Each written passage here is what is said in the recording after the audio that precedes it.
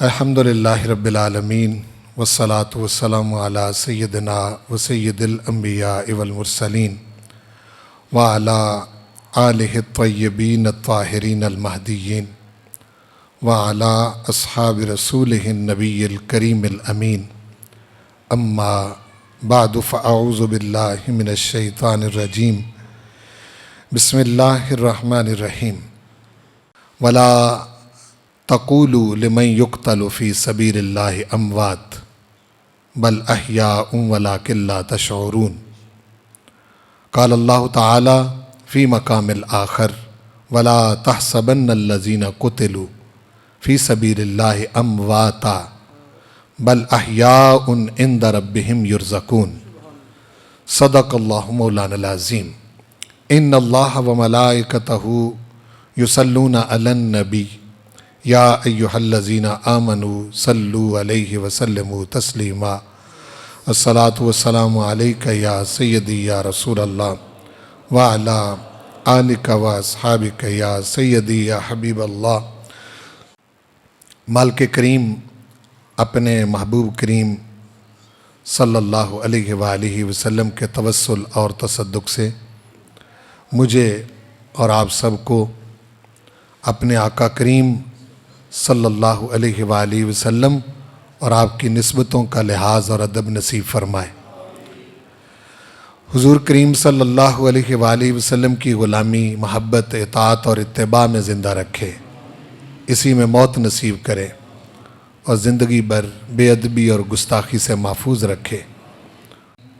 یہ ایک چھوٹا سا نذرانہ سید الشہداء اسد اللہ و اسد رسول اللہ ام رسول اللہ سیدنا حمزہ بن عبد المطلب رضی اللہ تعالی عنہ کی بارگاہ مقدسہ میں قبول و منظور فرمائے۔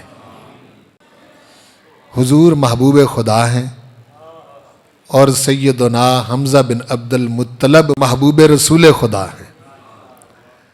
بہت چاہا ہے حضور نے اپنے چچا کو اور آپ کے چچا نے بہت چاہا ہے حضور کو۔ یہ جو غزوہ احد ہے یہ ایک آزمائش کا غزوہ ہے جس میں حضور کریم صلی اللہ علیہ وآلہ وسلم کے 70 صحابہ شہید ہوئے۔ آج دنیا تان کرنے سے باز نہیں آتی ان لوگوں کا کیا مقام ہو سکتا ہے جنہوں نے جانیں حضور پر قربان کر دی، وطن بھی چھوڑا، گھر بار بھی چھوڑا، اپنے کاروبار چھوڑے۔ آج باتیں کرنی بڑی آسان ہے لیکن جب بندہ ان مرحلوں سے گزرتا ہے نا تو پھر اس کو پتہ چلتا ہے کہ کسی چیز کو چھوڑنا کتنا مشکل ہوتا ہے۔ مدینہ شریف میں جو ہجرت کر کے آئے تھے حضور کی خاطر، اسلام کی خاطر، دین کی خاطر، یہ بتائیں کہ یہ ہجرت اور گھر بار چھوڑنا آسان کام ہے؟ بہت مشکل ہے، بے شمار رکاوٹیں، اور پھر ماحول بڑا عجیب ہے، سختی کا ماحول ہے، ظلم و ستم کا ماحول ہے، کسی قسم کی کوئی رعایت نہیں ہے، نرمی نہیں ہے دشمن کی طرف سے۔ غزوہ بدر سے پہلے 3 جنگیں جن کا سپہ سالار رسول کریم صلی اللہ علیہ وسلم نے سیدنا حمزہ بن عبد المطلب کو بنایا، یہ غزوہ بدر سے بھی پہلے ہوئی، پھر بدر، اور بدر کے بعد پھر بدر کا بدلہ لینے کے لیے سارا کفر امڑ آیا۔ نسبت ظاہراً کوئی نہیں تھی، ہر جنگ کے اندر کوئی تھوڑے کوئی زیادہ، لیکن مسلمانوں کی طرف تعداد ہمیشہ کم رہی، تعداد میں وہی زیادہ تھے دوسری طرف، لیکن پروردگار نے کامیابی دی اور شروع میں تو بالکل ہی مسلمانوں کے حق میں فیصلہ آ گیا، لیکن جب درہ چھوڑا تو پھر اس کے بعد پانسا پلٹ گیا، 70 بندے شہید ہو گئے، اس سے کوہرام مچ گیا۔ 70 افراد کی شہادت نے مدینے کے ماحول کو غم زدہ کر دیا تھا، گھروں سے چیخوں کی، رونے کی آوازیں بھی آ رہی تھی۔ تو حضور حضرت حمزہ بن عبد المطلب، سیدنا حمزہ بن عبد المطلب کے گھر میں بہت غم زدہ، اور وہاں کوئی بھی نہیں تھا، تو حضور کی اس وقت آہ بلند ہوئی اور کہا کہ سب کا کوئی نہ کوئی عزیز اس کا نوحہ کرنے والا، اس کو رونے والا ہے، میرے چچا کو آج رونے والا کوئی بھی نہیں۔ یہ آواز جب صحابہ نے سنی تو وہ گھروں کو گئے اور اپنی خواتین، اپنی بیٹیوں، اپنی بیویوں کو، اپنی بہنوں کو لے کے آ گئے، کہنے لگے یہ چھوڑو، حضور بہت غمگین ہیں۔ جب ساری آ گئیں تو حضور نے دیکھا کہ یہ سب یہاں آ گئیں، پوچھا کیا ہے؟ تو کہا حضور ہم نے یہ بات سنی۔ فرمایا نہیں، میرا مطلب یہ نہیں تھا، اللہ تمہیں جزائے خیر دے، اللہ تعالیٰ تمہیں بہترین بدلہ دے، میرا یہ مطلب نہیں تھا۔ ادھر یہ ماحول تھا، ادھر وہ 70 شہداء اللہ کی بارگاہ میں پہنچ گئے، مدینہ شریف میں یہ ماحول، اور وہ 70 شہداء بارگاہ خداوندی میں پہنچ گئے، جہاں پروردگار ان سے پوچھ رہا ہے کیا چاہتے ہو، ان سے پوچھ رہا ہے کیا چاہتے ہو، تو وہ کہتے ہیں کہ پروردگار پھر واپس بھیج، پھر تیری راہ میں شہید ہوں۔ چوتھے پارے کی جو آیات ہیں، ان آیات کے شان نزول میں بھی یہ علماء نے لکھا ہے کہ شہداء نے عرض کی پروردگار وہ جو غم زدہ ہیں مدینہ شریف میں، گھر گھر غم ہے، ہمیں واپس بھیج، ہم ان کو بتائیں تو صحیح کہ دین کی خاطر اور حضور کے پیچھے مرنے کا مقام کیا ہے، ہاں جی، ہم نے پایا کیا ہے۔ تو پروردگار نے ارشاد فرمایا نہیں، یہ ہمارا قانون نہیں، ہم تمہیں واپس دنیا میں نہیں بھیج سکتے، لیکن تمہارا جو حال ہے، جو کچھ تمہیں عطا کیا ہے، اس کی خبر ہم ان کو پہنچا دیتے ہیں۔ یعنی گویا کہ پروردگار نے ارشاد فرمایا کہ تم یہیں رہو، جن نعمتوں میں تمہیں رکھا ہے ہم تمہاری خبر حضور کے ذریعے ان تک پہنچا دیتے ہیں۔ تو یہ دونوں خبریں، ایک سورۃ البقرہ میں اور ایک سورہ آل عمران میں، ایک موقع پر وہ آئی، دوسرے موقع پر وہ آئی۔ پہلے موقع پر ایک خبر آئی، وہ خبر یہ تھی وَلَا تَقُولُوا لِمَنْ يُقْتَلُ فِي سَبِيلِ اللَّهِ أَمْوَاتٌ، کہ تم نے کیا سمجھا ہوا ہے کہ یہ جو حمزہ بن عبد المطلب کا کان چیر دیا گیا، ناک کاٹ دی گئی اور مسلح کر دیا گیا اور چیڑا بگاڑ دیا گیا، تمہیں معلوم ہے کہ اس کا رتبہ اور مقام کیا ہے؟ تمہارے نزدیک تو وہ ان کا ظاہری جسم نہیں بچا، کچل دیا گیا، مسلح کر دیا گیا، لیکن ہم تمہیں بتا رہے ہیں کہ وَلَا تَقُولُوا لِمَنْ يُقْتَلُ فِي سَبِيلِ اللَّهِ أَمْوَاتٌ، یہ جو اللہ کے رستے میں قتل کیے گئے ہیں انہیں اموات اور مردے نہ کہو، بل احیاء، بلکہ یہ زندہ ہیں۔ یہ کون خبر دے رہا ہے؟ اللہ۔ ان کی خبر یہ پچھلوں کو پہنچائی جا رہی ہے کہ وہ زندہ ہیں، وَلَٰكِن لَا تَشْعُرُونَ، لیکن تمہیں ان کی زندگی کا شعور نہیں ہے۔ یہاں سمجھنے والوں میں جو مسئلہ بن رہا تھا وہ یہ بن رہا تھا کہ چلو ٹھیک ہے، کہتے نہیں، پابندی لگ گئی کہ کہنا نہیں مردہ، لیکن ہیں تو مردہ۔ سمجھنے میں یہ مسئلہ بنا کہ چلو ٹھیک ہے، کہنے سے منع کر دیا کہ مردہ نہ کہو، نہیں کہتے، لیکن ہے تو مردہ، وہ تو ہم نے دیکھا ہے، ان کا چہرہ دیکھا ہے، ان کو یہاں سے جاتے ہوئے دیکھا ہے، موت تو وارد ہوئی۔ تو پھر اس کا رد کرنے کے لیے پروردگار نے دوسری آیت نازل فرمائی، فرمایا نہیں کہ تمہیں یہ کہہ دیا کہ ٹھیک ہے جی تم مردہ نہ کہو، صرف یہ بات نہیں، وَلَا تَحْسَبَنَّ الَّذِينَ قُتِلُوا فِي سَبِيلِ اللَّهِ أَمْوَاتًا، کہنا ہی نہیں، خیال بھی نہیں کرنا کہ یہ مردہ ہے۔ یہاں دیکھو، یہاں اس طرح کے وہ ٹیڑے ذہن، گستاخ اور بے ادب زبانیں، اور انہوں نے کہا کہ زمین کے نیچے جو بھی ہیں یہ مردہ ہیں۔ پروردگار نے ارشاد فرمایا کہنا بہت دور کی بات ہے، ہم تو تمہیں کہہ رہے ہیں لا تحسبن، اور صرف روک نہیں رہے، صرف روک نہیں رہے، اگر کوئی پڑھا لکھا یہاں موجود ہے تو یہ فعل نہیں با نون ثقیلہ مؤکد ہے، میں ہرگز خیال نہیں کرنا کہ یہ مردہ ہے، ہرگز خیال نہیں کرنا کہ یہ مردہ ہے، بل احیاء، بلکہ یہ زندہ ہیں. وہ کہتا ہے کہ جو زندہ ہیں وہ تو روٹی شوٹی بھی کھاتے ہیں, کھاتے پیتے بھی ہیں. وہ کہتا ہے کہ یہ تمہیں کس نے کہا ہے کہ یہ نہیں کھاتے؟ بل احیاء عند ربہم یرزقون, اپنے رب کے پاس انہیں رزق دیا جاتا ہے, کھاتے بھی ہیں پیتے بھی ہیں. دیکھو یہاں خیال بندی بھی کر دی, زبان بندی تو کی تھی, تو یہاں خیال بندی بھی کر دی. وہ کہتے ہیں ہمیں نہیں جی سمجھ آ رہا. وہ کہتے ہیں تمہاری سمجھ جائے پہاڑ میں جی, تمہیں نہیں سمجھ, تمہیں کیا سمجھ آتا ہے؟ تمہیں تو بہت کوئی سمجھ نہیں آتا. ایک بہت سیانا ڈاکٹر صاحب تھے, بڑے سیانے, ناک کان گلے کے ماہر تھے, لیکن تھے لبرل. ہو رہی یہی بات چھڑی ہوئی تھی, یہ کہ دیکھو پروردگار ارشاد فرما رہا ہے کہ یہ ان کو مردہ کہو بھی نا, یہ زندہ ہیں, تمہیں شعور نہیں. ان کو مردہ گمان بھی نہ کرو, یہ زندہ ہیں, انہیں رزق دیا جاتا ہے. تو وہ کہنے لگے کہ جی بظاہر تو بس ٹھیک ہے, قرآن میں آ گیا ہے, لیکن بظاہر سمجھ تو نہیں آتی. میں نے کہا جی آپ کس چیز کے ڈاکٹر ہیں؟ وہ کہتے ہیں میں ناک کان گلے کا اسپیشلسٹ ہوں. میں نے کہا ناک سے سونگھنا, کان سے سننا اور گلے کا ٹیسٹ کرنا, 3 چیزیں. گلا نہیں, گلا تو ہمیں نظر آ رہا ہے, وہ اس کی گدودیں ہیں, اس کے پٹھے ہیں. اور کان ہے, اور کان کے جو ہیں وہ زاویے ہیں مختلف, اس کی ہڈیوں کے, آواز باہر سے اندر جاتی ہے. میں نے کہا کان سے سننا اور گلے میں ٹیسٹ کرنا اور ناک سے سونگھنا. میں نے کہا یہ سونگھنا, سننا اور ٹیسٹ کرنا, یہ تینوں چیزوں کی سائنس کیا ہے؟ مطلب اسپیشلسٹ ہیں آپ, پڑھے لکھے ہیں, ان تینوں چیزوں کی سائنس کیا ہے؟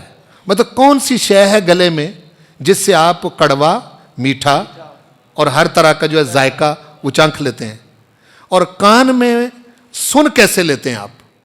تو اسی طرح میں نے کہا سونگھتا ہے انسان, بدبو اور خوشبو سونگھتا ہے. وہ دیکھتا ہے کہ یہ کھانا باسی ہے, یہ تازہ ہے, ناک سے سونگھ کے دیکھ لیتا ہے. تو وہ سونگھنا اور ٹیسٹ کرنا اور کان سے سننا, یہ تینوں فعل ہیں, فعل انسانی ہیں. وہ کہتا ہے کہ جی باقی تو مجھے سب کچھ پتا ہے, لیکن یہ سنتا کیسے ہے, یہ ذائقہ کیسے محسوس کرتا ہے, اور یہ سونگھتا کیسے ہے, اس کی مجھے سمجھ نہیں ہے. میں نے کہا ان 3 چیزوں میں جن میں تو اسپیشلسٹ ہو گیا ہے, اس کی تمہیں سمجھ نہیں, اور تم زبان درازی کرتے ہو سید الشہداء پر. ان کی زندگی کا حساب لگانے چل پڑے ہو, وہ کیسے زندہ ہیں؟ تو یہ تو تیرے اندر ہے ہر شے, کوئی بندہ اس کو محسوس نہیں کر سکتا, پتہ نہیں چلتا اس کو. آپ تو خیر اس کے اسپیشلسٹ نہیں, میں بات اسپیشلسٹ کی کر رہا ہوں. جتنے ڈاکٹر بھی ہیں, جس شعبے کے ماہر ہیں, اس شعبے میں وہ فعل خاص طور پر, مطلب یہ ہے کہ آپ کا دل ہے نا, یہ پمپنگ سٹیشن ہے, دھڑک رہا ہے, ہر وقت خون اس کے اندر جا رہا ہے, ہر وقت واپس آ رہا ہے. یہ کیسے ہوتا ہے؟ پیچھے کیا ان سی بیٹری لگی ہوئی ہے؟ چلانے والا کون ہے؟ کسی کو کچھ سمجھ آ سکتی؟ نہیں سمجھ آ سکتی. آنکھیں بالکل ایک چربی ہیں اور کچھ بھی نہیں, کیسے دیکھ لیتا ہے اس چربی سے؟ مولا علی کرم اللہ وجہ کریم کا ایک قول ہے کہ کیسا عجیب انسان ہے, ہڈیوں سے سن لیتا ہے, چربی سے دیکھ لیتا ہے, بوٹی سے بول لیتا ہے, لیکن سمجھ اس کو کچھ نہیں کہ یہ کیسے ہے. تو اس کو نہ سمجھنا اور پتہ کرنا کہ موت اور زندگی ہے کیا, یہ ٹرننگ پوائنٹ ہے سید الشہداء کی شہادت. اس سے پہلے دنیا اس زندگی سے واقف نہ تھی جو زندگی سید الشہداء کو ملی ہے. اس سے پہلے دنیا اس زندگی سے واقف نہیں تھی. پروردگار نے ارشاد فرمایا کہ تمہیں نہیں واپس بھیج سکتے, تمہاری خبر پہنچا دیتے ہیں. اور خبر سننے والوں کے بھی کیا یقین ہے. خبر آئی, خبر. شہداء 70 ان کے سامنے نہیں آئے, وہ وہیں ہیں جہاں ہیں, ان کے پاس خبر آئی. حضور نے فرمایا اللہ تعالیٰ نے فرمایا کہ وہ مردے نہیں ہیں، وہ مردے نہیں ہیں، وہ زندے ہیں۔ جب حضور نے کہا، انہوں نے کہا یا رسول اللہ ٹھیک ہے، بس تسلی ہو گئی۔ کیا ایمان ہے جی، میں کیا یہ شے ہے کہ پتہ تو حضور کے ذریعے چل رہا ہے نا، یہ آیتیں حضور کے سوا کسی اور پر تو نہیں نا اتری، حضور پر ہی اتری، تو حضور ہی ان کو بتا رہے ہیں، حضور کی خاطر ہی وہ جان دے رہے ہیں، حضور کے پیچھے ہی وہ مر رہے ہیں، حضور کے پیچھے اس دنیا سے جا رہے ہیں، حضور ہی ان کو بتا رہے ہیں کہ یہ زندہ ہیں۔ ایمان کا لیول چیک کریں۔ انہوں نے کہا یا رسول اللہ زندہ ہیں؟ آپ نے فرمایا ہاں زندہ ہیں، میرے رب نے بتایا وہ زندہ ہیں اور جنت میں اڑ رہے ہیں، جنت میں یطیر ہو پرواز کر رہے ہیں، جنت میں رزق کھا رہے ہیں، جنت کی نعمتوں سے لطف اندوز ہو رہے ہیں۔ انہوں نے کہا یا رسول اللہ پھر ٹھیک ہے۔ یہ ایسا شوق پڑا، ایسا شوق پڑا، اس شوق کے پیچھے پھر حضور کے غلاموں نے اپنی جانیں قربان کرنا شروع کر دی، اس شوق میں کہ مر کر زندگی ملتی ہے۔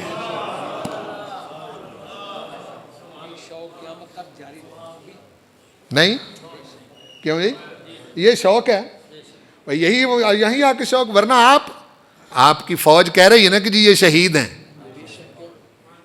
جو محاذ پر لڑتے ہیں، ملک کی حفاظت کرتے ہیں، وطن کی حفاظت کرتے ہیں، وہ شہداء کی سالانہ کانفرنس کرتے ہوں، ان سے پوچھو یہ شہید کون سے ہیں؟ بولو نا جی، بھائی شہید کہتے ہیں یا نہیں کہتے؟ کیوں جانے دے رہے ہیں؟ کفر سے کیوں لڑ رہے ہیں؟ باطل قوتوں سے کیوں لڑ رہے ہیں؟ کیوں ڈٹ جاتے ہیں؟ کیوں پلس پوائنٹ کہ آپ کا ملک بالکل چھوٹا اور کمزور اور اسلحے میں کم ہونے کی وجہ سے دشمن آپ کے فوجیوں سے ڈرتا ہے؟ وجہ یہ ہے ان کو پتا ہے کہ مر کے مر جانا ہے، ان کو پتا ہے کہ مر کے زندہ ہو جانا ہے۔ یہ پلس پوائنٹ سمجھا؟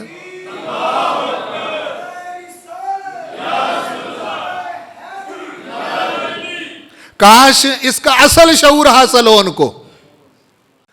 دیکھیں آپ کا جو آرمی چیف ہے وہ سال بعد شہداء کانفرنس منعقد کرتا ہے، جتنے شہداء ہیں ان کے ماں باپ کو بلایا جاتا ہے، بہنوں بھائیوں کو بلایا جاتا ہے، بہت بڑی ایک تقریب کی جاتی ہے۔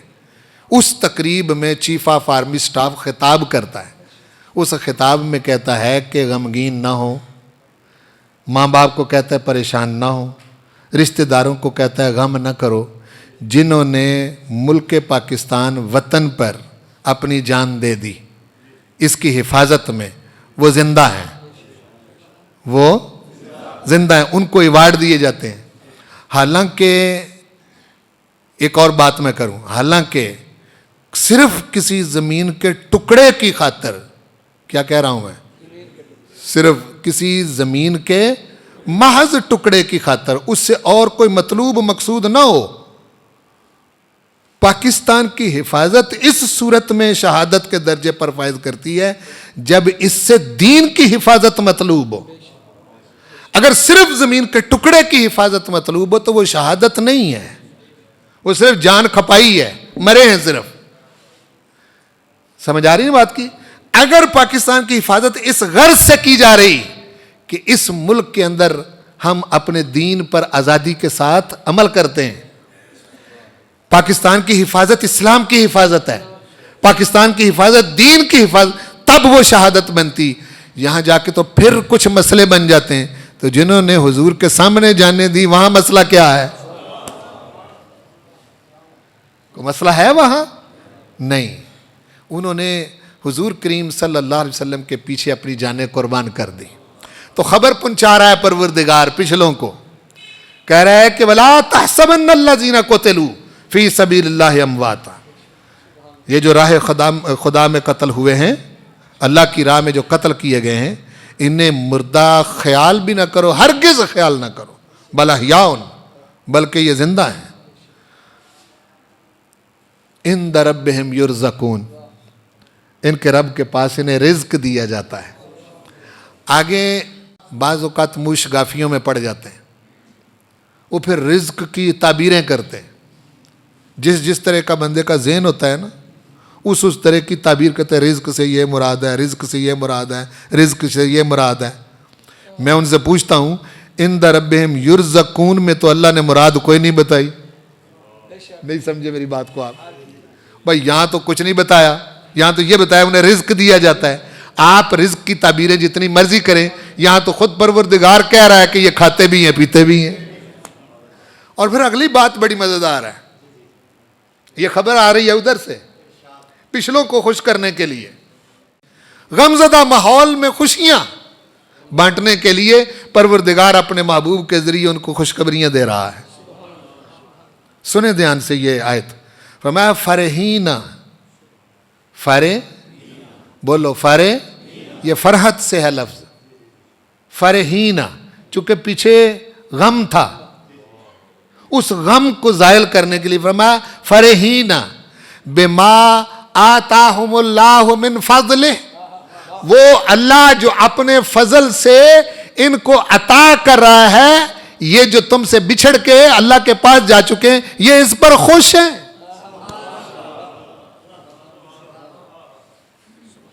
یہ اس پر خوش ہیں. فرحین، یہ فرحت میں ہے، یہ مسرت میں ہے، یہ خوشی محسوس کریں. کس پر؟ ان کو تو کوئی غم نہیں، ان کو تو کوئی مسئلہ نہیں، بلکہ یہ تو واپس آ کے پھر اس کی راہ میں قربان ہونا چاہتے ہیں. انہوں نے وہ مزہ چکھ لیا ہے کہ شہید ہوتے ہوئے لطف کیا آتا ہے. ان کو تو وہ پتہ چل گیا ہے. پہلے تو سنا ہوا تھا نا کہ جی شہید کے خون کا قطرہ زمین پر گرنے سے پہلے اللہ کا دیدار ہوتا ہے. تو وہ ظاہر ہے کہ اس سے پیچھے پیچھے تو اس کا پتہ نہیں چل سکتا. وہ لذت اور وہ ذائقہ چکھنے کے لیے اس دنیا سے جانا پڑے گا، شہید ہونا پڑے گا. کیوں بھائی؟ اور واپسی کی صورت کوئی نہیں. وہ آگے ہی ہے، پھر اس کا مزہ آگے ہی، اس کا ٹیسٹ. اور ان کو تو وہ تو صرف بتا سکتے ہیں، پچھلوں کو کیا پتا ہے کہ وہ ٹیسٹ کیا ہے. ان کو تو صرف حضور نے بتایا تھا کہ اس دنیا سے جب تم اللہ اور اس کے رسول کی خاطر، دین کی خاطر جاؤ گے، تمہارے خون کا قطرہ زمین پر گرنے سے پہلے اللہ کا دیدار ہوگا. وہ دیدار انہوں نے دیکھ لیا. وہ دیدار انہوں نے، اسی لیے تو وہ کہہ رہے ہیں کہ واپس بھیج پھر تیری بارگاہ میں. یہ خواہش حضور نے اپنے غلاموں کی بتائی.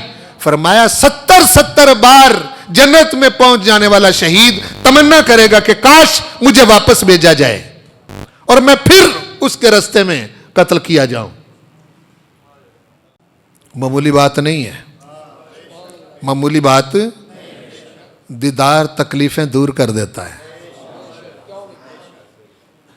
کیا کہا میں نے؟ دیدار تکلیفیں. جن کا مجازی محبوب ہوتا ہے نا، مجازی، وہ کوئی عورت ہو کوئی مرد ہو، مجازی عشق میں کوئی بندہ مبتلا ہو جائے، اس کو تکلیف نہیں لگتی. وہ ایک جھلک دیکھنے کے لیے ساری سردی کی رات گزار دیتا ہے، تپش میں گزار دیتا ہے. اور اس کا مشاہدہ تو پروردگار نے دنیا میں کروا دیا تھا.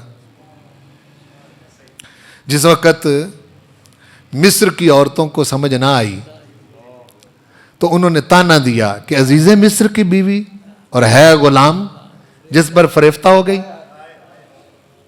وقال نسوۃ فی المدینۃ امرأۃ العزیز تراود فتاها عن نفسه قد شغفها حبا انا لنراها فی ضلال مبین.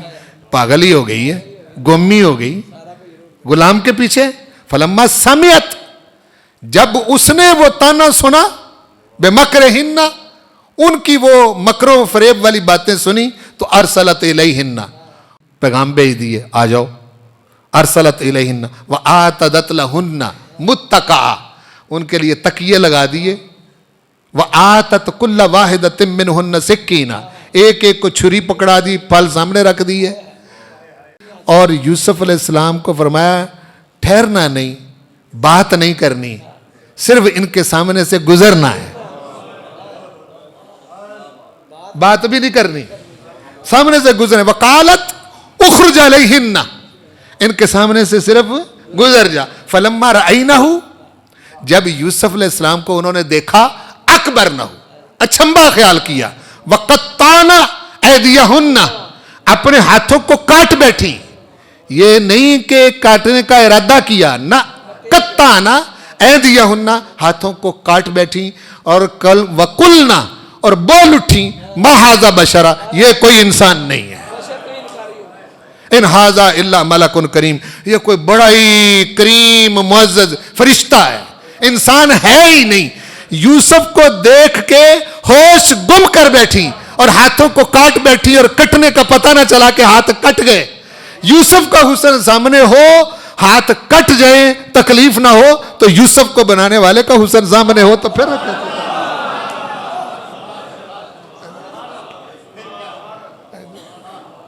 ये तो मुशाहदा दुनिया ने कर लिया था कि ऐसे होता है, किसी के दीदार में दर्द नहीं होता, किसी के दीदार में दर्द नहीं होता।